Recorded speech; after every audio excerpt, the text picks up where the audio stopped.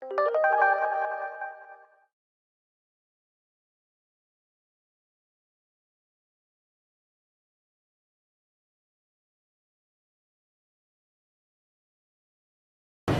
morning, everyone. I think we can begin. I'm Anne Marie Slaughter, the Dean, and I'm delighted to welcome those of you who are returning alumni back to your reunion and to the colloquium, and to our members of our advisory committee who are also all alumni who are here. It's wonderful to see you here, and to those of you who are students, you get extra points for being inside on the first nice day that we have had in 2 weeks. I always want it to be nice when the alumni come back, but not too nice, because we have things inside. And of course today it's absolutely splendid, but I hope you'll take the breaks to spend some time outside in the fountain and enjoying the flowers. This is our 5th colloquium, Princeton colloquium on public and international affairs. Every year, the colloquium chooses a subject that is designed to bring together faculty members and scholars and students from across the university to emphasize the Wilson School's role as an interdisciplinary place that reaches out to as many different parts of the university and to the broader public as possible, and a chance to bring our alumni back to celebrate the various wonderful research endeavors and public affairs endeavors that we engage in. This year's colloquium is From Passion to Politics: What Moves People to Take Action? And I have to give you a little bit of the background of this particular subject. About a year and a half ago, Danny Kahneman sent me an email and said that he had heard a talk by Paul Slovic, who will be our first keynote speaker this afternoon, on the psychology of what moves people to take action. And he said, you have to find a way to bring him to the school. So as with many things in my email, it didn't get acted on immediately, but it lodged itself in some part of my brain that was less cluttered with the affairs of the day. And I kept mulling this. When should we do this? And this year, as we came up on the 5th colloquium and the last colloquium of my first term as dean, I thought this is the right time to invite Paul Slovic here, but then to build 2 days around this question. Because when we say what moves people to take action, we have many different answers. Some would say morality or religion, and those are closely intertwined. Some would say political commitment. Some would say a social conscience. Some would say enlightened self-interest. And if you're listening carefully, you'll recognize the various different members of our faculty: a sociological explanation, a political explanation, an economic explanation, an ethical or religious explanation. What Danny was pointing out is there may also be a deeper psychological explanation, which is going to be quite familiar to those of our students and our alumni who operate in non-governmental organizations, who think very carefully about how to frame issues to move someone from seeing the picture of a disaster, of a humanitarian crisis, of fellow human beings in trouble in some way, moves them from seeing that picture to writing a check to, even more importantly, taking action, organizing, actually helping directly or indirectly to make a difference in the world. That's, in many ways, the core of what the Woodrow Wilson School is about. It's about taking people who want to make that difference and giving them the tools to do so in government, in non-governmental organizations, in any citizen capacity. So I'm particularly delighted this year to be able to have an array of panels discussing this issue from the perspective of political scientists, where we will start, and sociologists, from the perspective of health matters and healthcare economics, from the religious perspective, as we're going to hear later today, from the non-governmental perspective broadly, when we hear Jody Williams tomorrow talk about how she mobilized, not just people across the country, but around the world in the Landmount Mines campaign. So Without further ado, I would like to thank our co-sponsors. We're particularly delighted this year to be co-sponsoring with the Princeton University Office of Religious Life. Paul Rauschenbusch there has been an active participant with the PACE Center, which performs a vital service helping students across campus channel their desire to make a difference into volunteer activity, with the Center for Human Values right across the street, and from the Woodrow Wilson School, the Center for the Study of Democratic Politics, headed by Larry Bartels on my right, the Center for Health and Well-Being, headed by Chris Paxson, whom you'll see later today, and the Woodrow Wilson Political Network, a student organization designed to connect students who want to run for office or who want to help with others who are running for office with our alumni who have already successfully done so. So tomorrow morning, you will hear from Jim Leach and Senator Frist and Governor Spitzer, examples of our alumni who have done just that. I will now turn to Larry Bartels to introduce the first panel, but welcome to all of you. I look forward to seeing you one-on-one later in the day, and I think we're going to have a wonderful time. Thank you.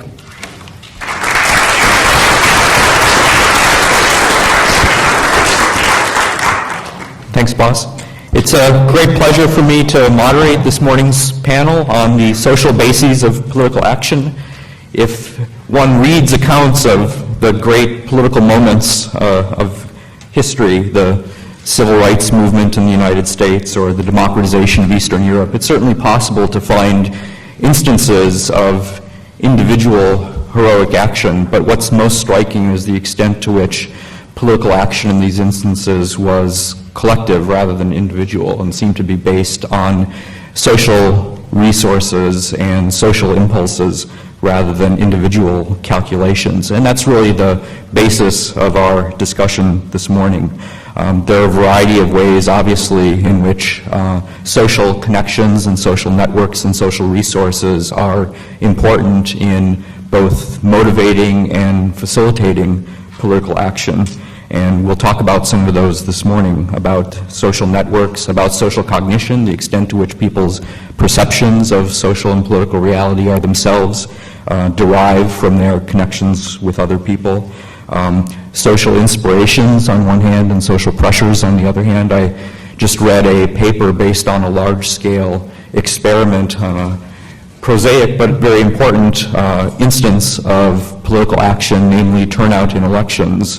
Some political scientists did an experiment with tens of thousands of people in connection with the 2006 primary election in Michigan, sending them various kinds of mailings encouraging them to turn out to vote. One mailing talked about their civic duty and encouraged them to participate in the election. That apparently increased turnout by about 2 percentage points. Another mailing that they sent had a list of the previous voting histories of the people in the household and their neighbors, and indicated that it would be updated after the election and that they and their neighbors would be able to see who had turned out and who hadn't. That raised turnout by 4 times as much, by 8 percentage points. So it's a kind of social inspiration that we don't often think or talk about, but that is apparently pretty important in moving people to do what they already believe they ought to be doing. Before we get underway, I'll introduce our panelists. I want to mention briefly 2 people who aren't panelists today, but whom some of you may have seen in the advertising for this session leading up to it. One is Doug Massey from the Princeton Sociology Department, who is off doing Princeton in the Nation's service today. He was called on short notice to testify before the House Judiciary Committee on immigration policy, and so he's down in Washington this morning rather than with us.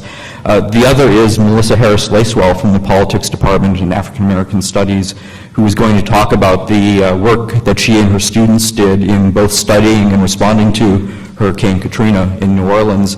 Unfortunately, she's had a miniature Hurricane Katrina at her house this week with all the flooding that we've going on here, and so she isn't able to join us either. But we do have 2 terrific panelists who are going to start the discussion, and then we'll turn to you as well. The first person that I want to introduce is Delia Baldassarri. Delia is a Ph.D. candidate in the Department of Sociology at Columbia and a graduate fellow of the Institute for Social and Economic Research and Policy there. She holds a BA and a Ph.D. in sociology from the University of Trento in Italy. Her scholarly work focuses on political sociology and collective action, social network theory, and historical sociology, among other topics. She's written a book on cognitive heuristics and voting behavior, and articles on public opinion, ideology, and formal models of collective action. She's one of the most promising young sociologists anywhere, and it gives me particular pleasure to tell you that she'll be joining the Princeton faculty in September as an assistant professor of sociology. Delia?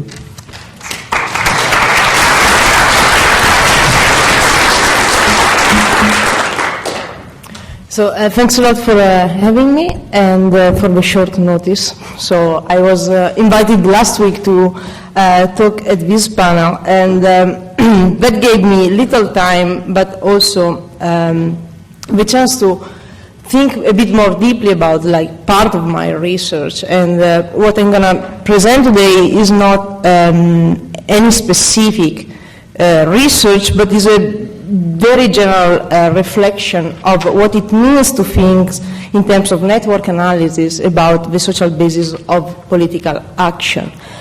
And as you probably know, many scholars have argued in different ways about the importance of social networks in explaining political activism. And the works of the people and my colleagues in this panel are great examples of how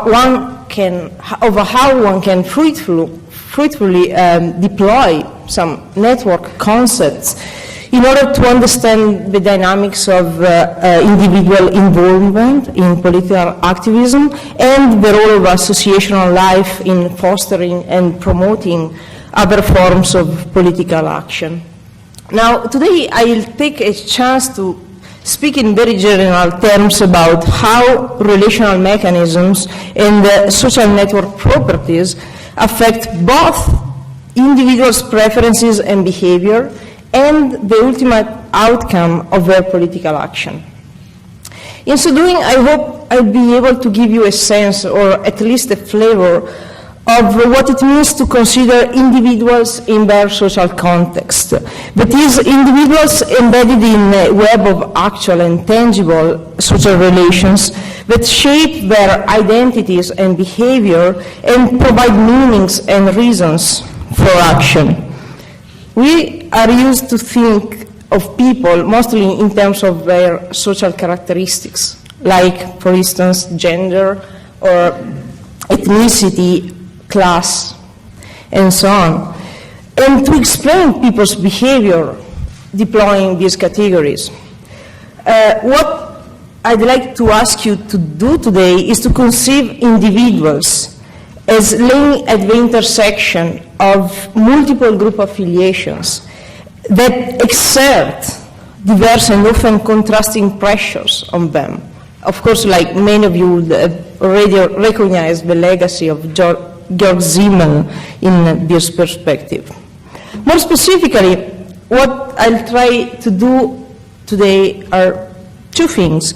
One, I start challenging the idea that individual interests can be assumed as given, and I'll argue that political action emerges from the simultaneity of group identity and interest. Second, I consider the potential consequences of different forms of social networks for political action and, more specifically, social integration. Let us start from the main question of our colloquium. The main question was something like this. What motivates people to move beyond cognitive awareness of a problem to take actual steps to provide assistance? Now, this question shares with most of the literature on collective action the assumption that actors' interests are given, that people know in advance what to act for. And if you think in this term, the problem is, in the end, a simple problem of coordination, since there is a pool of people that are interested in some action and in the provision of some collective good. The problem is how to coordinate them. What I'm proposing here is that we need to move a step back and ask ourselves how it is that interests come to place at first. Now, in the case of Katrina and Katrina relief, which was one of the presentation today, it might appear logical to say that the cognitive awareness can be easily followed by some sort of action. But if you think of this example, aside from like the immediate humanitarian intervention, all that follows, the reconstruction initiatives, are something that need to be defined in terms of political terms. We need to define priorities. We need to define general criteria. How should we rebuild the city? Should we do it just reproducing what it was? Can we try in rebuilding the city to reduce inequality? Or should we simply favor business and then everything would follow? So this is to say that quite often during the earlier stages of political action, the definition of individuals and collective interests are far from clear, and therefore we cannot limit ourselves to trace a link between interest and political action, but we need to account for the construction of actors' interest. And we need to ask how it is that a common good becomes to be perceived as common. One example that I love to do in this regard is what happened with, in Germany in 1989. When people first took the streets in Berlin, the slogan was, "Wir sind das Volk," we are the people, and they were claiming for more power.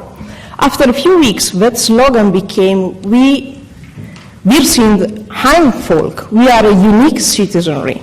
And the idea then became, we want to reunite with the people on the other side of the wall. So this is an example of how it is that starting out in one way, we can end up with a goal, a collective goal, which is kind of different from the initial one. Now, another aspect that is relevant is that even in a context in which the political situation is pretty stable, we don't really know how to define people's interest. Let's take this example. Many scholars consider the fact that poor people don't vote, or the fact that they don't vote for the Democrats, as a puzzle, how it is that they do that.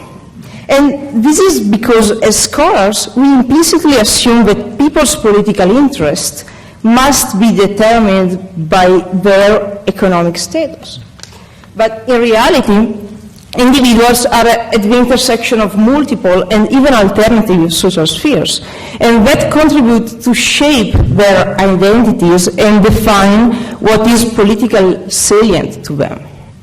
Poor people might not, and in fact often do not, perceive their economic status as a primary political identity. Instead, they think of themselves more in terms of members of a religious or ethnic group, and then act accordingly. Here is where an approach that thinks in terms of social context might help. The idea is that what becomes politically salient to the individuals depends on the people around them. The identity that becomes relevant and therefore defines their political interest is elicited through interaction and through the experience of group affiliations. Through the local context, the proximate others function as an envelope that activates certain interests and at the same time reduces the significance of others. Now, from a collective point of view, this suggests that political action is made possible when we observe this simultaneity of group identity and interest. First, because this simultaneity is capable of producing a representation of collective good as something that is common and shared with others, and therefore this would allow to overcome the classic problems of collective action. And second, because by inducing and reinforcing beliefs and the sense of belongingness to the group, a consistent course of action will follow. Now, after having sort of recognized the centrality of networks of interpersonal relations in the definition of the scope and chances of political action, we can briefly consider the potential impact of different network structures on political action. How it is that the way in which people relate to each other might affect political outcomes. Now, a very, very simple example has to do with the distribution of people in a social network and in the population. Let's imagine two cities, A and B. These cities are similar in all relevant individual level characteristics. People in these two cities have the same distribution of resources, they have the same social characteristics and political preferences. But they differ in people's spatial distribution with respect to a dimension, for example, economic status, a dimension that might become politically salient. More specifically, in city A, rich and poor people spread evenly in the population, while in city B, they are spatially segregated. Since, as we know, spatial proximity remains the main factor affecting frequency of interaction, what we might expect is that people in city B, the city in which people are segregated, are more likely to interact with people similar to them and therefore to become aware of their similarity and therefore develop a common interest that might lead to political action, and eventually, if this is the only dimension that aligns people, and if there are no other cross-cutting dimensions, this might lead to dynamics of social polarization. While in a city in which there are no divisions in terms of spatial segregation, differences along the economic line are less likely to become politically salient. This is a kind of very simple example, but let's try to deploy this intuition in the current debate on associational decline in contemporary US. We are all aware, I guess, of a debate on the decline in associational participation. We have here one of the main scholars that brought to the main public the problem that people's participation in voluntary and associational groups is declining.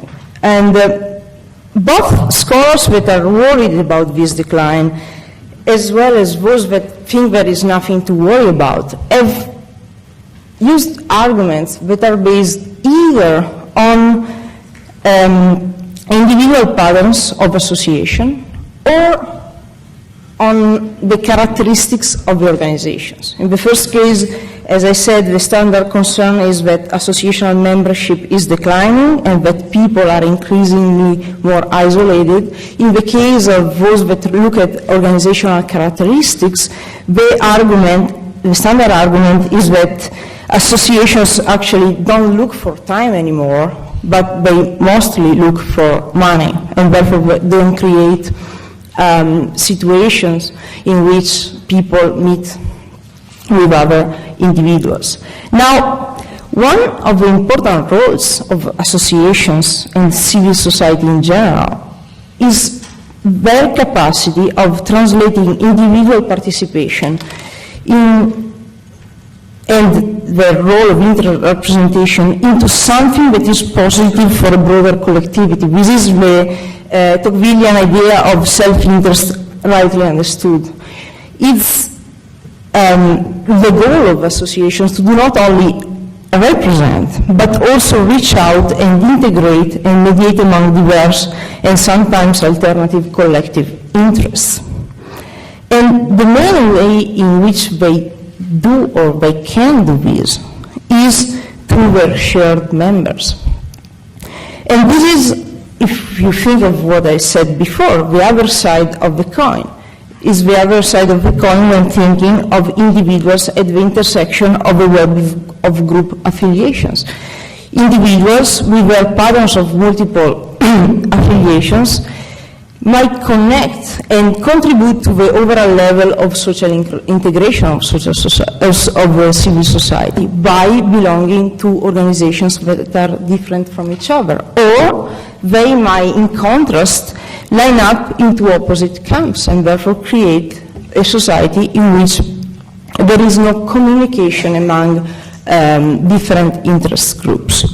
And therefore, this means that we don't need simply to look at how many people participate in associations, but we also need to look at the way in which associations connect with each other through shared members. And this is an aspect that used to be well known from Arendt's explanation of the rise of totalitarianism, like those pluralistic democracy kind of idea. And for instance, was the basic argument for Sheridan Allen in accounting for the breakdown of the Weimar Republic. This is an interesting case of a situation in which there was a very high level of associational participation, but the problem for democracy in Germany at that time was that instead there were no forms of participation, of affiliation, that connected individuals across class or ideological lines.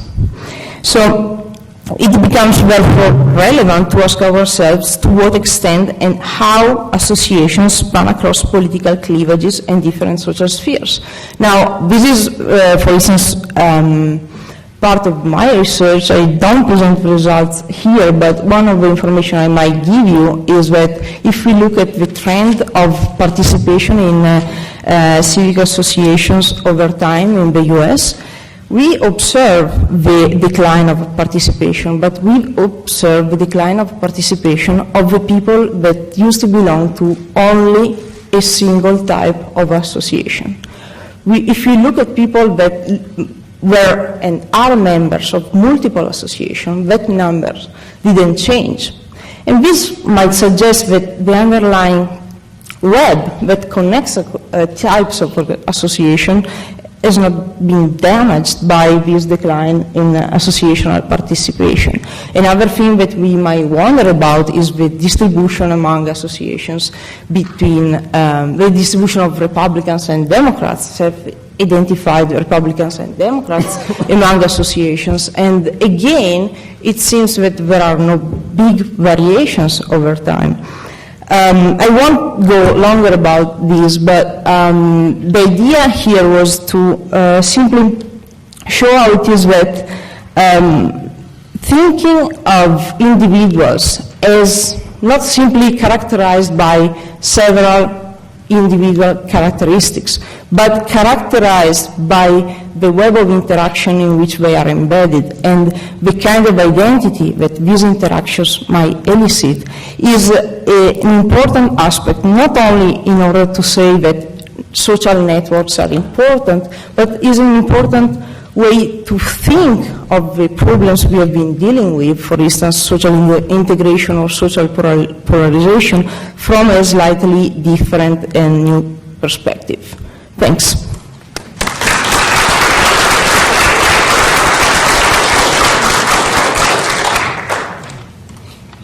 Thanks, Delia. Our second panelist is widely recognized as one of the greatest social scientists of his generation. Robert Putnam is Malcolm Professor of Public Policy at Harvard University, a past president of the American Political Science Association, the recipient of the 2006 Johann Skype Prize, among many other awards and honors. His books include Making Democracy Work, Civic Traditions in Modern Italy, and Bowling Alone, The Collapse and Revival of American Community, both of which are among the most cited and most influential publications in the social sciences worldwide in the last several decades. His most recent book is Better Together, Restoring the American Community. This year he's a visiting fellow in Princeton's Center for the Study of Democratic Politics, where he's exploring practical strategies for civic renewal in the United States in the context of growing social and ethnic diversity. He's also involved in a major study of the changing role of religion in contemporary America, and that work will be the basis for his remarks this morning. Bob?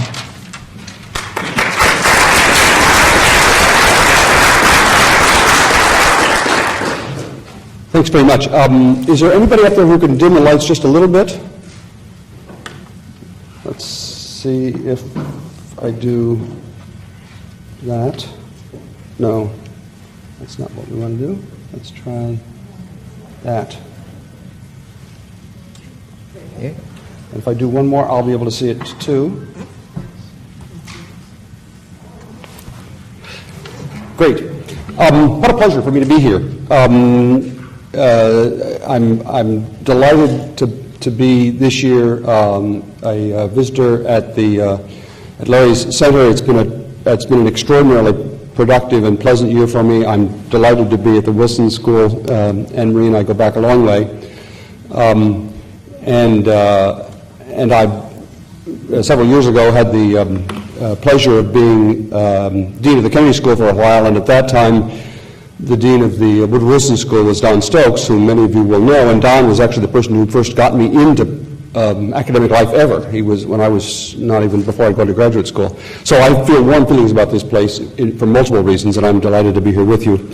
I want to talk a little bit about this really interesting, important question about what moves us to action and what enables us to take action, about private worries, but in a public context. I am going to draw heavily on some work that I'm doing now about religion, and I suppose that makes it a nice link in a way to the afternoon's session. I'm not going to try to make a general argument about social action, but I do want to try to see if I can put a little bit of a framework around what I'm basically going to talk about.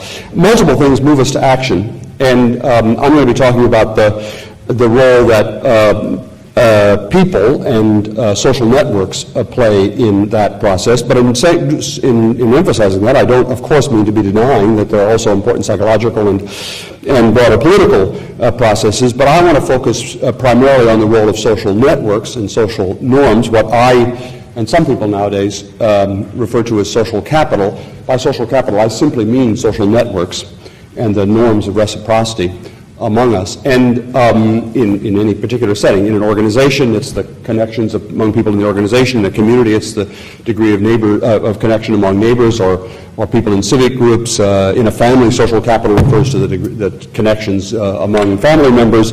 And social networks play an important role in the problem we're talking about.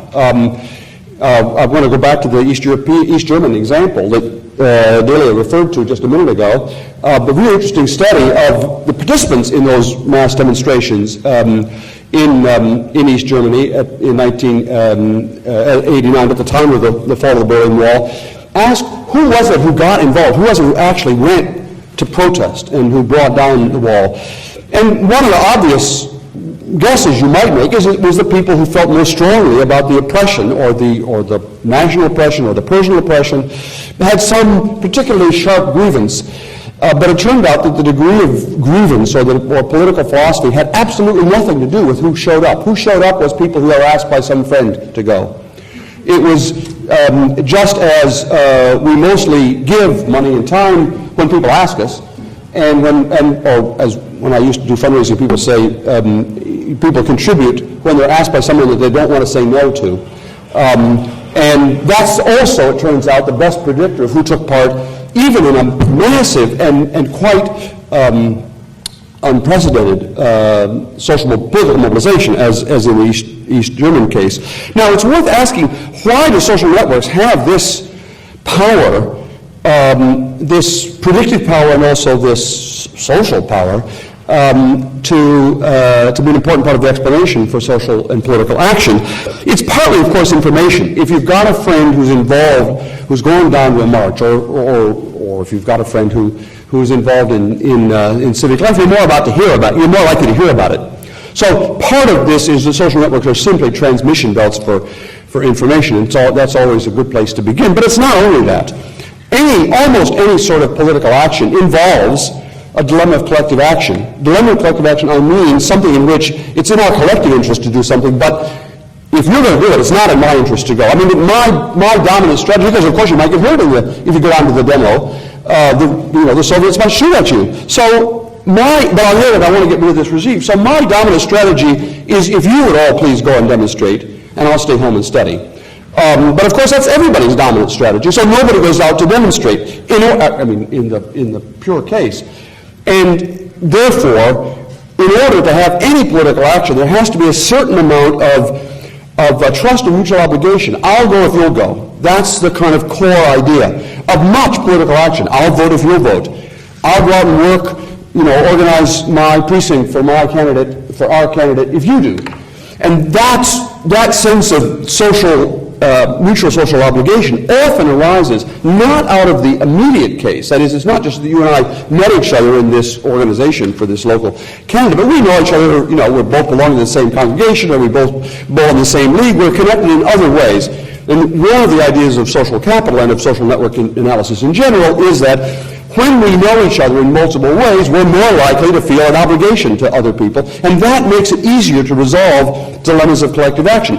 In communities or in organizations where people are connected with one another in multiple and productive ways, they can more easily resolve new dilemmas of collective action, even unexpected dilemmas of collective action. And that's one reason why, and I'm really sorry that Melissa is not with us here, in detailed studies that Melissa has done after Katrina and that a student of mine, Dan Hopkins, has done after Katrina, both of them highlight the effects of pre-existing social networks in response to Katrina. Nobody could have predicted Katrina.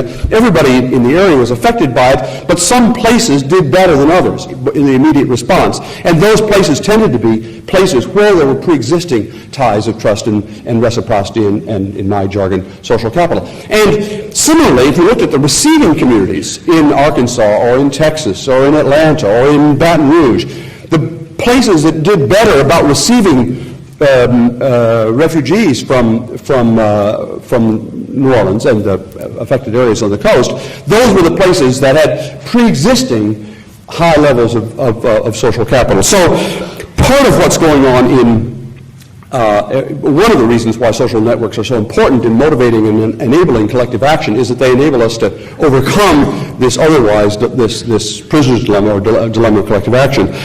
So information is one, coordination and allowing us to overcome the dilemma of collective action is the second reason why networks are important. A third is the one that Delia talked about at some length and I think is very important. I'm not going to talk about it very much now, but that is interacting with other people has effects on our definition of our own self-interest and indeed our own identity. And so that in addition to the other ways in which social networks affect our ability to pursue our interests, they can, at least, not always, but they can have an effect on what we think our self-interest is. We come, in some sense, to, if we're connected with other people, to have a wider sense of who I am, and therefore I come to become, I don't want to say altruistic, but I define my interests and my identity in broader ways. So that for all those reasons, social networks are quite important to the general question for these next 2 days of what moves us to take action. And one important example of that, and that's not what I'm going to talk about, is religion. Religion and religious organizations and religious motivations are an important form, but not the only form, but an important form of social network and social capital in my terms, and I want to talk about religion in contemporary America. That's what I'm working on this year. It's not the only perspective, obviously, on our subject for these 2 days, but it's maybe one useful one.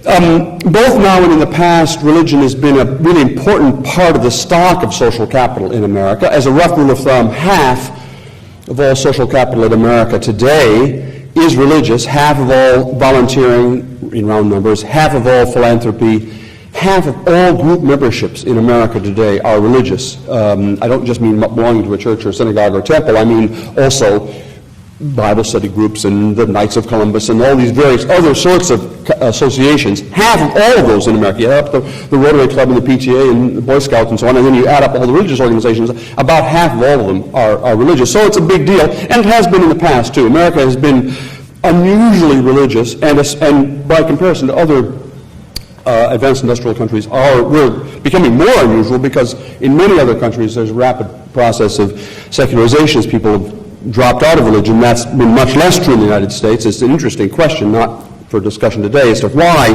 we've not followed that, or at least most of us have not followed that same path away from the church. But there have been, in our own history, ebbs and flows of religiosity. These, by historians, are called Great Awakenings, periods in which America has been swept by passion, religious passion, and also religious organizing. And there was one in the 1740s and 50s that was really our colonial version of what was happening in England at the time. There was a second Great Awakening in the 1830s, another Great Awakening, or at least some people allege another Great Awakening at the turn of the last century, around 1900. And President Bush actually has talked about the possibility that we're in the midst of another Great Awakening. I will come back to that in a second. But one thing I do want to point out, if you've not thought a lot about this pattern in American history, is that for the most part, these periods of these Great Awakenings have been associated with progressive politics, not with conservative politics. And the reason I say that now is because we're in the midst, maybe, of another kind of period of special evangelical fervor in America. And this time, as we're all aware, it seems to be, and as the data show, it's largely associated with conservative politics. And if you don't see this in historical perspective, you might think it's always that way. Many Europeans are accustomed to thinking of an association between religion and conservative politics, but in America, it's actually not historically been that way.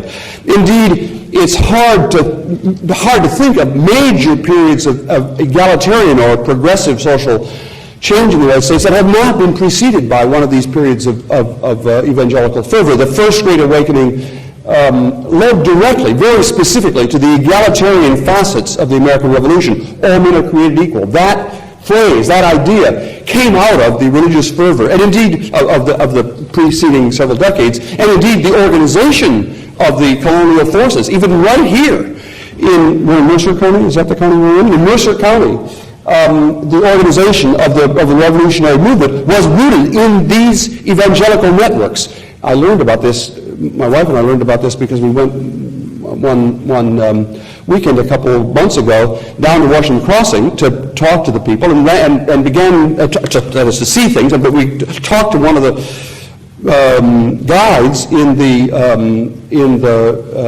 ferry house where Washington landed in New Jersey, and she said that, talking about the ferryman, she said actually the most important thing that happened in his life was not welcoming George Washington on Christmas Eve as he came across the river. The most important thing that ever happened to him in his life was getting religion, because it turned out that here in this very part of the country, that Great Awakening had swept through, and the connections of trust that had been built among the more involved evangelical religious people formed the basis of trust among the patriots in the revolutionary side. As you probably remember, I don't remember is not the right word, as you probably know, New Jersey was divided at that time between a lot of Tories and a lot of colonialists, and what allowed the colonialist side in that to feel comfortable and confident in one another in a dilemma of collective action was not that they all, pledged allegiance to the 13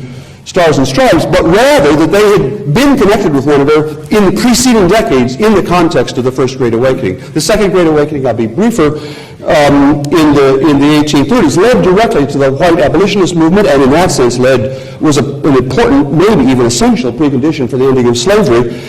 And once again, this connection between the evangelical reform, the evangelical effervescence of the Second Great Awakening and the subsequent period of social organization and political reform was not just accidental or coincidental in time. Many of you will know this sort of standard feature of revival religion in America, which is this what's called altar call. Now are you ready to be saved? Come down here in front. All come down here in front and be saved together. That was invented. That strategy was invented by Charles Finney, the leading preacher of the Second Great Awakening, as a way of putting together an email list. Because when people came to the front, he took names and used that listing of names as the basis for the abolition movement. And therefore, once again, it was the web of connections, not just in some generic way, but in a very specific way. The web of connections out of the Second Great Awakening led directly to the organization of the white abolition movement, and then to the ending of slavery. Similarly, there's an argument. I'm going on too long here, so I don't want to go too much in the historical details. But there's a good argument that much of the progressive era, that is this period of great, I think probably the most interesting episode of social and political reform in America at the turn of in the first decade or two of the 20th century, was certainly related to, I don't want to say it was wholly caused by, but it was certainly related to the immediately preceding period of the sort of social gospel.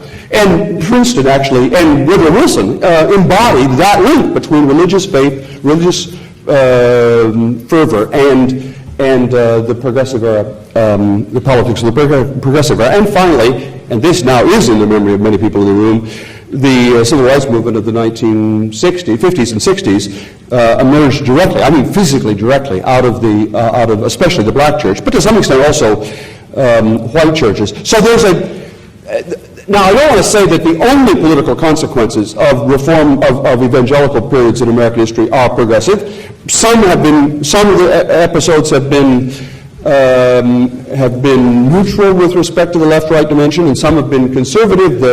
The Prohibition movement, for example, emerged also out of basically out of the Second and Third Great Awakening. So I don't want to say that it's only progressive politics that comes out of these Great Awakenings. I do want to say that progressive people interested in progressive politics over the last 30 years who've distanced themselves from religion have distanced themselves from a very important source of the organizational and motivational energy historically in America for progressive politics.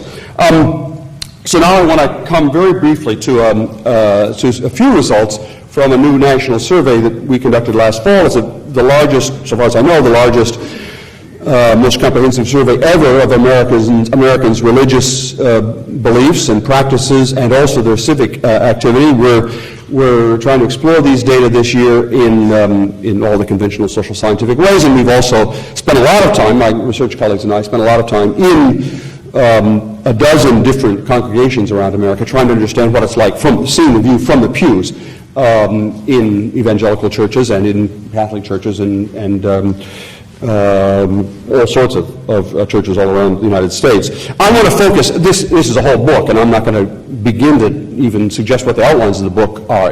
That's assuming I knew exactly what the outline of the book is. That's what I'm trying to work on. But there are many themes in this project. I'm only going to talk about one very specific one, and that is evidence that religious Americans are better neighbors and better citizens than non-religious Americans. I want to try to offer that not just as an article of faith, but to try to indicate what kind of evidence leads me to say that. The kind of evidence that leads me to say that is, and I'm sparing you almost all the statistical apparatus that lies behind this, but controlling for a gazillion other things, that is holding constant people's education and their gender and how long they lived, where they are, and their age, and their marital status, and a ton of other things. The more religious an American is, the more that she volunteers. Of course, the more she volunteers for religious causes, that's not so surprising, but the more she volunteers also for secular causes, that's a little more surprising. The more she gives to religious causes, again, not so surprising, but a little more surprising is religious people also give more to secular causes.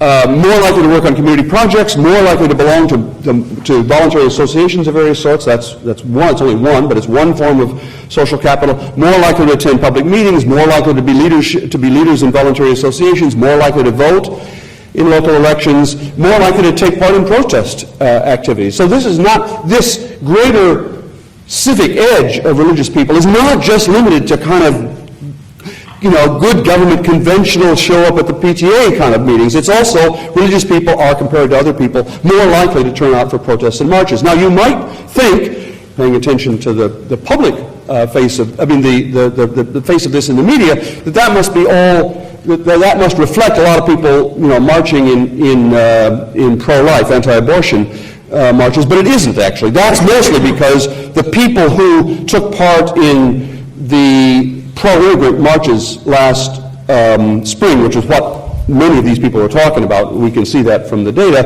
they were not just Hispanic, but they were, well, whatever race or ethnic background, they were more likely to come out of churches than they were out of secular backgrounds. So even on the left of the political spectrum, religion was an important precondition or motivating factor or facilitating condition for being involved in protest marches as well as in voting, working on community projects, attending political meetings and rallies. I'm going to show you just a couple of pictures to give you a flavor of how large this effect is. And the pictures are all going to look like this.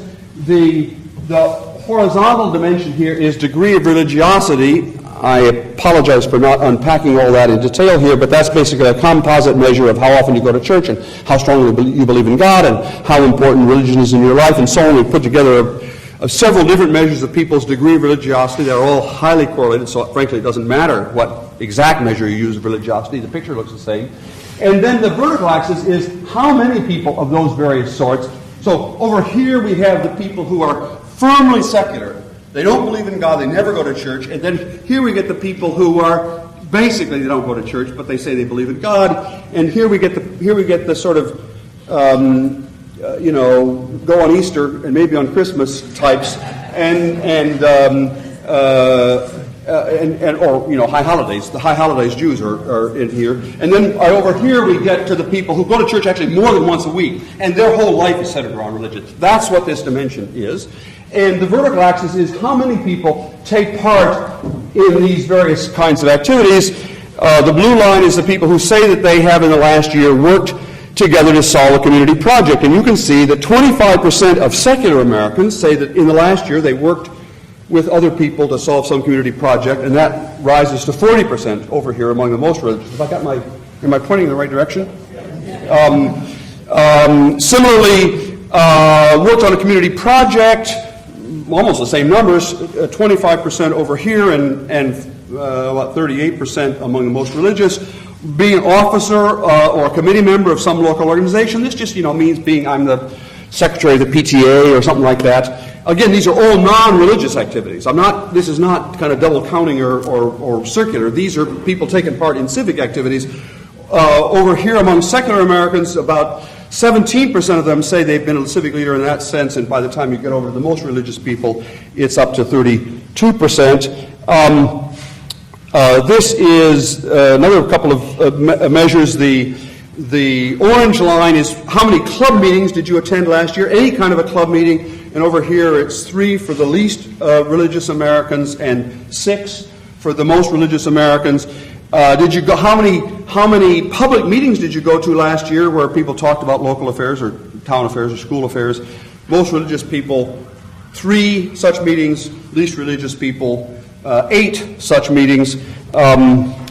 So what I'm trying to convey is this is not just marginal differences; these are huge differences in degrees of degrees of social participation. And here we have how many groups you belong to. The blue is how often do you vote in local elections.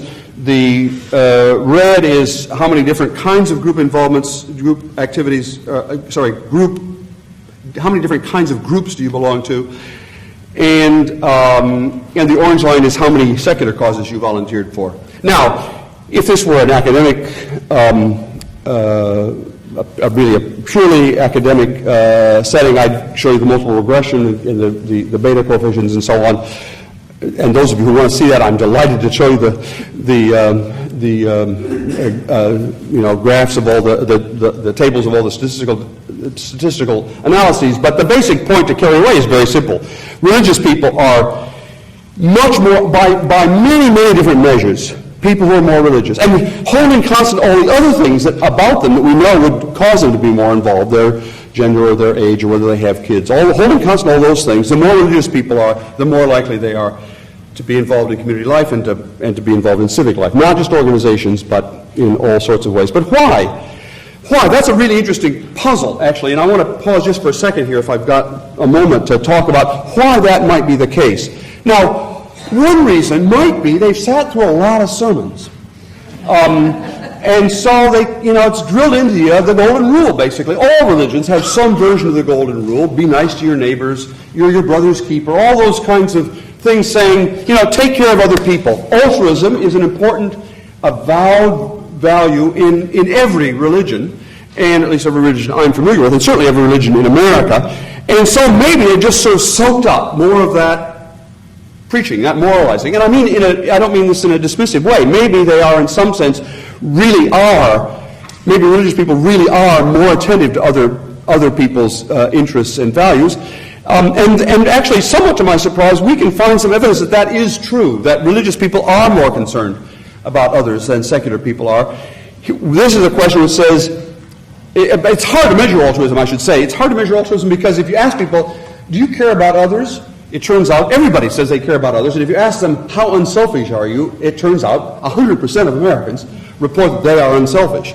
So it's hard to get good measures of this, but one question that's been tried by a lot of other people, it was not our question, it was invented by some sociologists and tested in a lot of other surveys.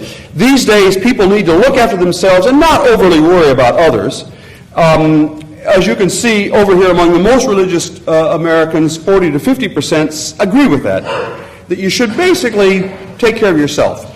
And by the time you get over to most religious Americans, that's down to about 25%. So pretty big differences in at least a couple of measures of altruism. I don't think that's the most important factor, but I was actually a little surprised to find we could find evidence of it at all. So partly, religious people are more involved in community life. It is true, by the way, that people who are more altruistic, whether they're altruistic for religious reasons or secular reasons, are in fact more likely to be involved in all those other ways. So partly we do have evidence that religiosity tends to produce altruism, and altruism does tend, wherever it comes from, does tend to produce more civic or community involvement. But another important idea that we thought we would test is religious folks might just have more friends. And going back to the original account here, if you have more friends, for sure you're more likely to be involved in all these other activities. In all of them, the number of friends you have, we ask people, how many friends do you have? The more friends you have, the more likely you are to do any of those things. And we all know this syndrome, right? I mean, if you've got a lot of friends, they're always asking you to do something. And that turns out to be true. And that shows up in the data. And if you go to church, more or less regularly, you're more likely to have some friends, and they're more likely to ask you to do things.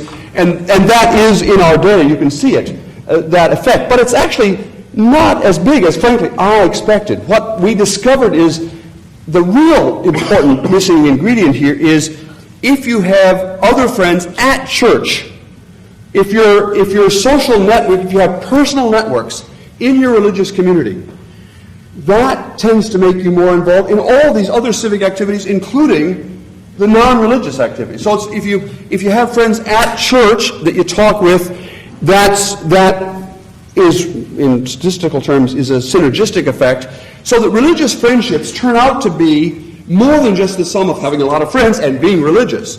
Having religious friends seems to somehow carry more weight.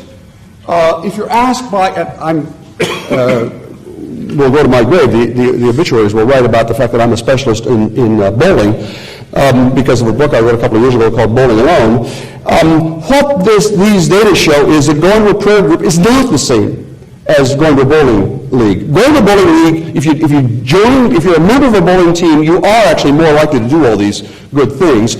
But belonging to a prayer group, or belonging to a Bible study group, or belonging to any kind of informal grouping in a religious community turns out to have even more power. So this is a very preliminary model of how religion influences civic engagement. Part of it is through the altruism, part of it is just having more friends in general, but most of it is coming through, I don't want to claim that I've understood all the factors underlying that connection. But most of it is coming through the degree of friendships or informal connections you have at church. Now, why is that important? It's important because what it says is praying alone, it doesn't cut it as a basis for this religious edge, so to speak, in civic life. If you are really, really devout, but you actually don't talk to anybody about that, you're not any more likely to be civically involved in all these ways as someone who's completely secular.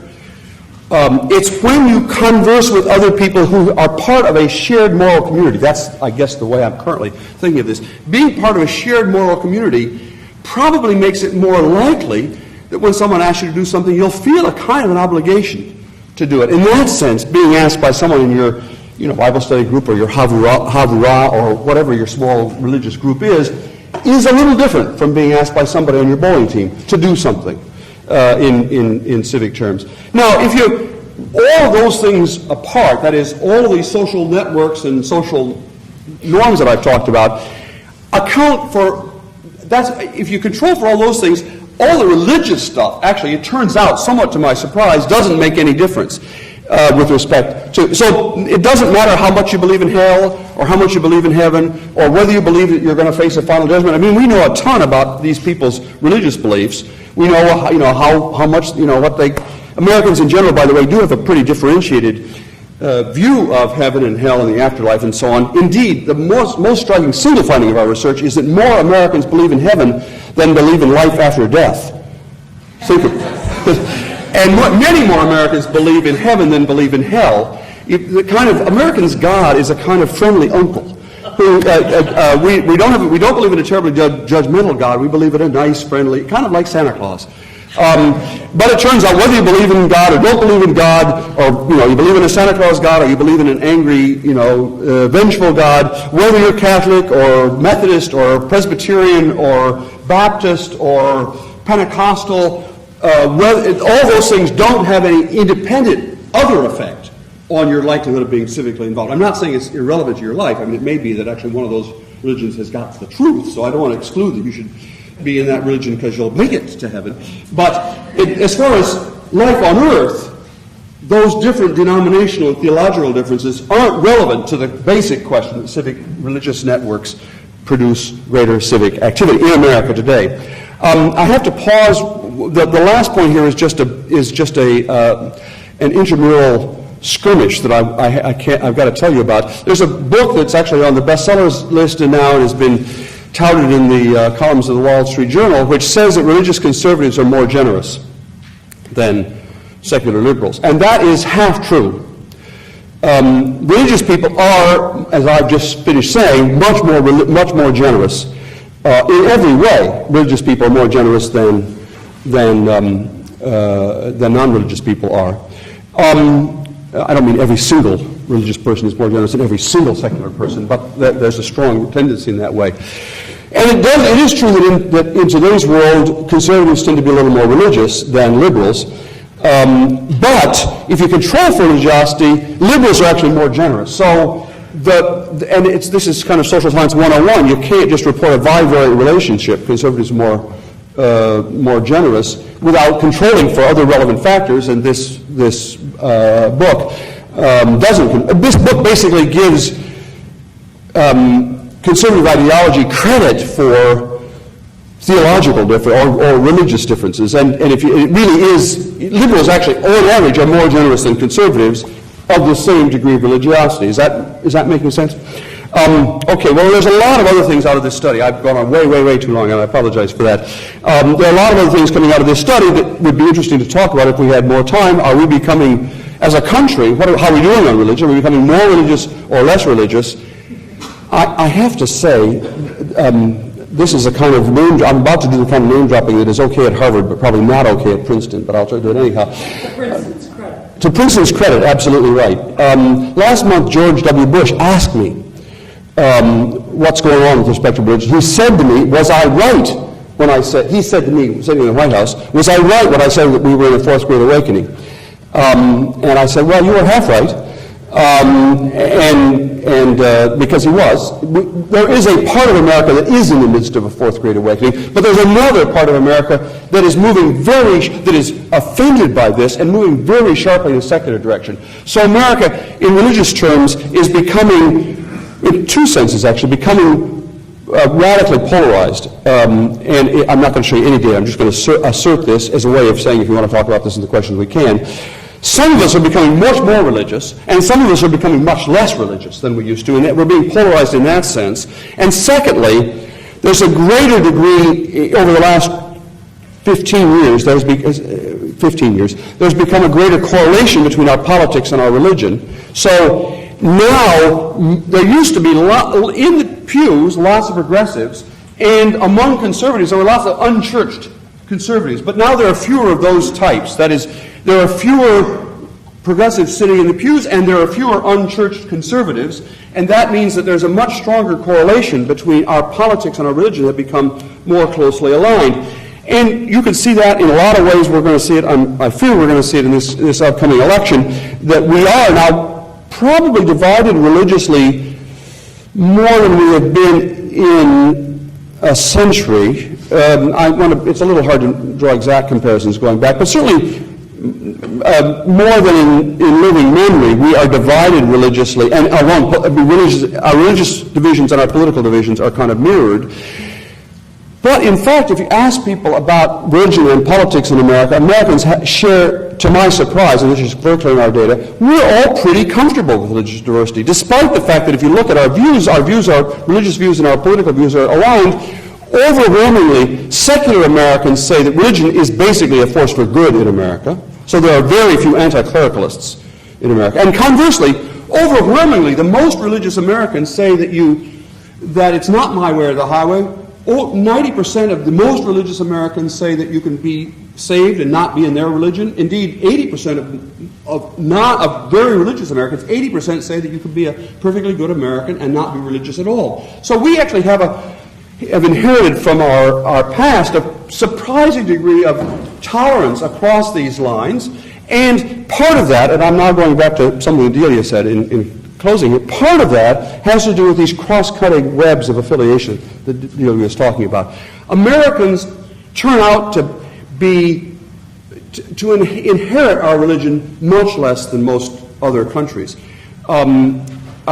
Between a third and a half of all white Americans are in some religious tradition now different from their parents. A third and a half of us are worshiping in some way, or maybe not worshiping, in a way different from our parents. So there's a huge movement at any given time. Lots of people are moving. There are some Baptists who are becoming Episcopalian, and some Episcopalians who are becoming Catholic, and some Catholics who are becoming none of the above, and some none of the above who are discovering their Jewish roots, and so on. So we're constantly moving back and forth across this space compared to our parents and even compared to us earlier in our lives. We have we don't largely, kind of inherit permanently our religious affiliations. And what follows from that is that almost all of us have good friends, and most of us have relatives in other religious traditions. And so, and I'm making the point that you were making, we are knit together in a way that's quite surprising when you see this in detail.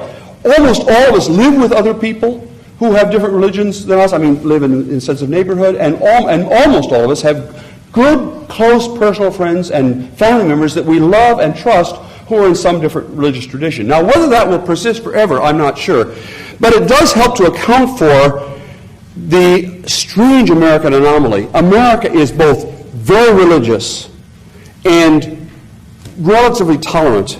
And those two things, historically and in the world today, don't necessarily go together. So it's kind of interesting to try to figure out how could we be both deeply religious, and we are, but also pretty tolerant and accepting of differences in our society. I don't know that this kind of cross-cutting, these cross-cutting personal cleavages, connections, account for that, but something does, and it's in today's world, it's useful to notice some things that are working well. In any event, I believe that religion and other forms of social connection are important to political action. Thank you for being so tolerant of me talking on so long.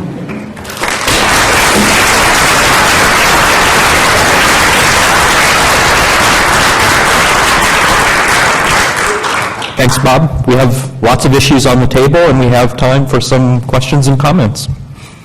So I'm going to take the privilege of the dean and ask the first question. That was fascinating.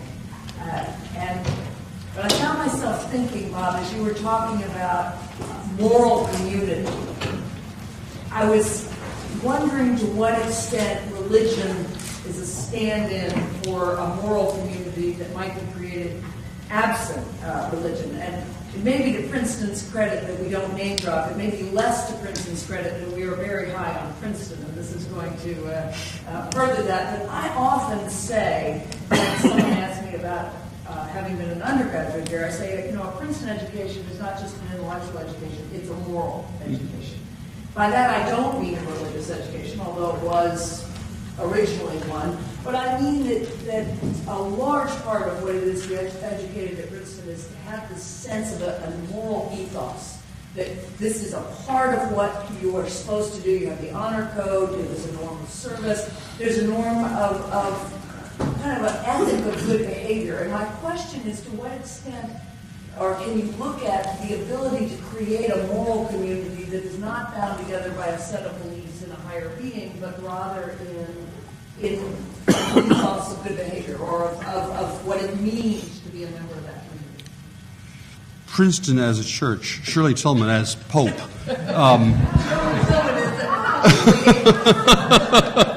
St. Anne Marie.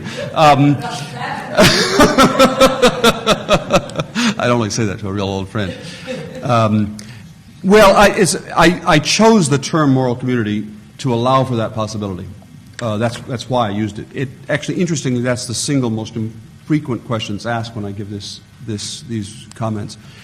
So yes, in principle, I think it could be that way. But actually, when you press hard to say what are the other real examples of deeply moral communities in which people are involved that have that same effect, I don't honestly know of any. And I'm a little. This is probably inappropriate for me from Harvard to say this, but I'm a little skeptical that would be true in that same deeply religious sense for Princeton.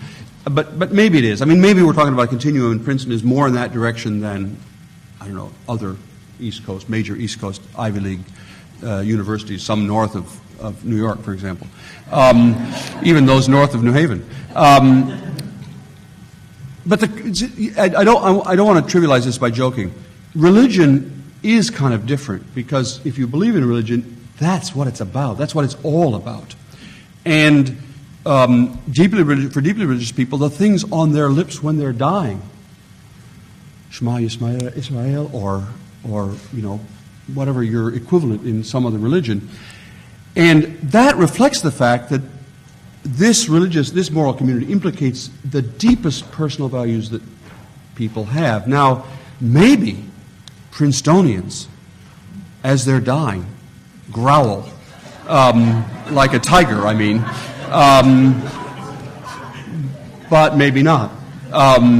That's kind of the test, I would say. Now, I don't want to be dismissive. I do agree with the point that there are other forms of moral community, but I think we've got to be careful not to forget that there are degrees here of the power of these things to move us, and for religious people, it's a different category. Yes, sir. I'm struck by the notion of equality, in the American Revolution, all men are created equal. There's a religious fundamental there, in that we are all children of the same God. And that sense of equality, in fact, is what drives people who are, on the one hand, who don't feel that they're being treated equally, to, in fact, demand that treatment as human beings. And likewise, those neighbors to look at the people around them and to say, we're all, we have differences, but we're all In the sight of God, that's so there is, I think, underneath that deeply religious value, and it cuts in terms of religion. Then there's this other thing about, well, my religion is better than your religion, right. which isn't as strong here in the U.S. But it is purity. Right. That's right. So there's this thing about equality and how that cuts across these other kinds of values. I wonder if these people... Yeah, I agree with that. Let's parse it here. Of course, you could be committed philosophically and morally to the principle of equality and not be religious yourself. That is, religion is not the only resting point theologically or philosophically, I mean, for a belief in equality.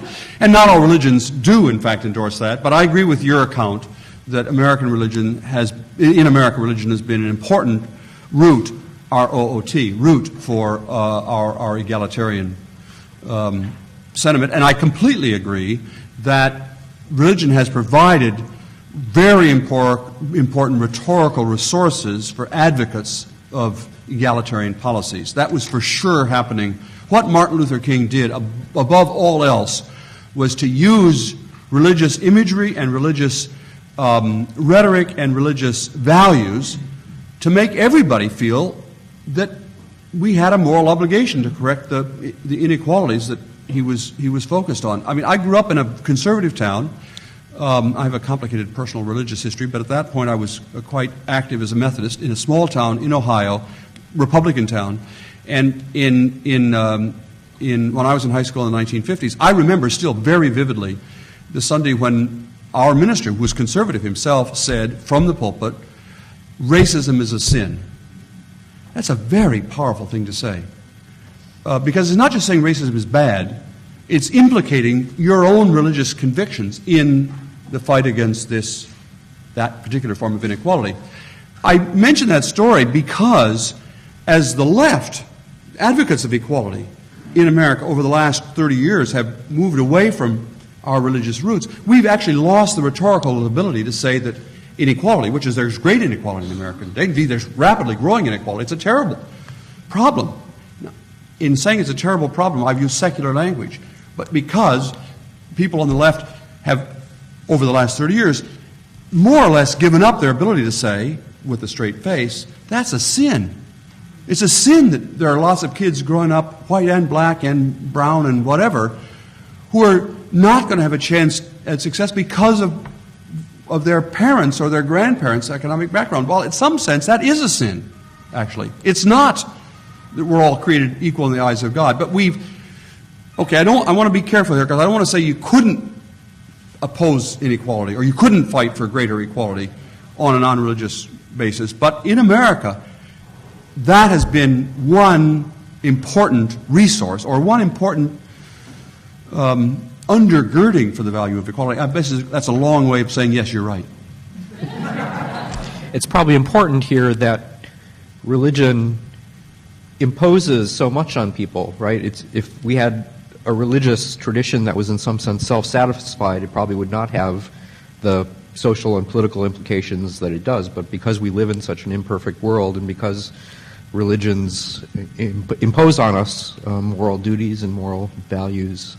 I think that's actually why I don't want to get in the position here of trying to sell religion to you. I'm trying to observe its effects.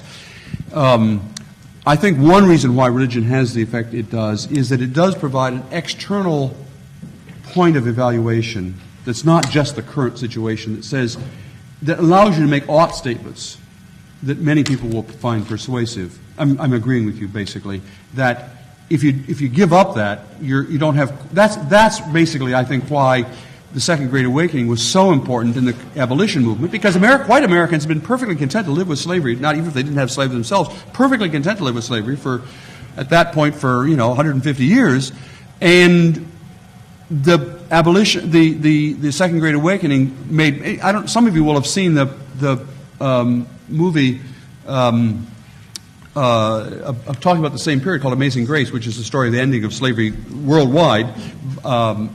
Driven, and it's focused. The movie is focused on William Wilberforce, and again, it's the same story. Actually, it's exactly the same story. He also was driven by the Second Great Awakening, and that led him to this move against slavery. Ma'am. Oh, okay.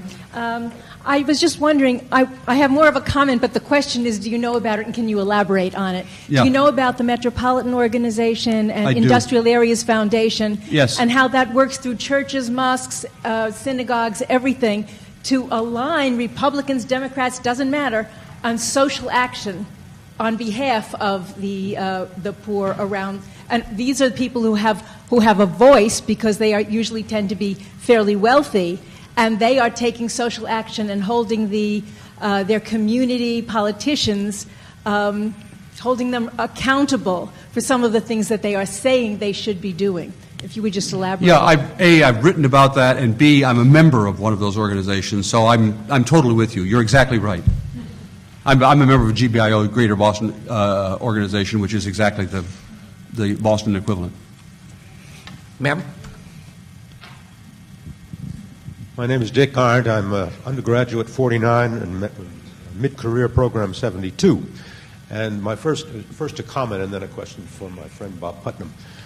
Dean Slaughter, if you don't think the moral values instilled by Princeton are religious, you better redefine religion, if I may respectfully suggest it, because it is certainly my religion. And many of the alumni that I know feel exactly the same way. For Professor, right? For Professor Putnam, we have this extraordinary case of a person who knows the sociology of two countries, which is hard enough to know one, but two very complicated countries. This, because of the nature of your present research, it's been rather ethnocentric, U.S.-oriented. Could you, in a sentence or two, make a comparison with your research on Italy in terms of what you're finding in the States? You want to comment on that? As you prefer. I will say something about it, but we happen to have two experts on Italy at the table, not just one. It's hard to answer that question fairly in a sentence.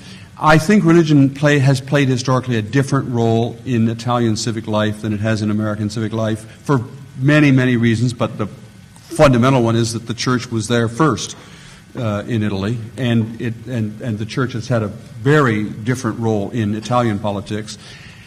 It's a more hierarchical role, and in Italy there are parts of the Catholic Church that have played, from my point of view, a pro-civic role in Italian politics, but I would not say that the hierarchy of the church itself has played that kind of positive egalitarian role in Italian politics, but you may differ. No, I sort of agree. I would add a couple of things. One is that, different from the US, in Italy we fought against the church in order to create a state. Right. And that inheritance is present somehow in different ways. We have never had any president concluding their speech saying "God bless you." There is a division, even in terms of the arguments that people provide in order to sustain their points, their view on political themes that don't usually rely on religious arguments, even though we were led by the Democratic Christian Party for 50 years. But the way in which these candidates and these politicians presented themselves, even though they were religious, it was never from the standpoint of a religious person. And this is a kind of important aspect. The second is that probably we had another religion in Italy, which was the Communist Party. And I mention this because I grew up in a very Catholic area of the country, and I experienced, in terms of social relations and associational life, all my teenagers' years in religious organizations, because I grew up there. And the only way to do sports, to do music, to do some activities, summer camps and so on, were in this kind of strong local organization that was the church. Other friends of mine grew up in the communist area, in the red area, and they had exactly the same experiences, but organized by the Communist Party. So we had a different ideological frame, but with same experiences. And what you can see now in our generation, but also in the generation before ours, is that the civic attitudes we developed in terms of assistance, voluntary groups, and so on, are exactly the same. So in this sense, I'm likely to say we experienced another forms of strong ideological commitment that was very present at the local level in organizing the life of people, their socialization, and determining their political socialization in such a way to create this kind of, in such a way to foster civic engagement. This is the brief analysis. I think we have time for one more question. Ma'am, did you want to get in? No.